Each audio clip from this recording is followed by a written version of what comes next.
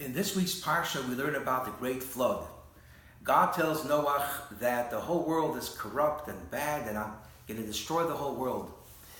Build a teva, an ark, and you and your family should enter into the ark, and I will bring a great flood, destroy the world, and you and your family will be saved. And so God did. There's a principle, a fundamental principle, that Torah is a divine book of guide. What is then the relevance to us that thousands of years ago God brought a flood and then God saved Noach and the ark? How is it related to us, and what's the message?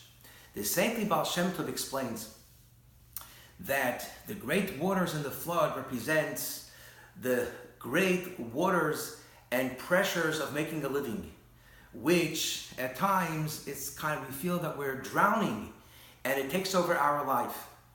How could we save ourselves from the great raging waters and the pressures of making a living? Says God, enter into the teva. The word teva has two translations. One, an ark, and the second, it's words. So God says, enter into the teva, to the words of Torah and prayer.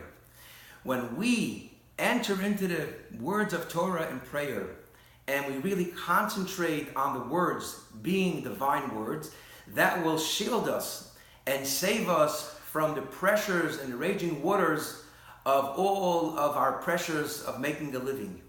And why is that? Because each day when we enter into the divine teva, into the words of Torah and Tefillah, we recognize that God runs the world. Having this recognition will give us the strength and comfort to deal with the world. And we know that things are going to get better, although there's a big flood out there. But we know for certainty that these waters are going to be transformed into tranquil waters. And everything is going to be okay. So we should try this every single day to enter into the teva. Not only us, but we should see that more and more Jewish people that they enter, we bring them into the teva, into the words of Torah and Tefillah, and by that shielding everyone from the pressures and all the worries of the world. Have a wonderful Shabbat.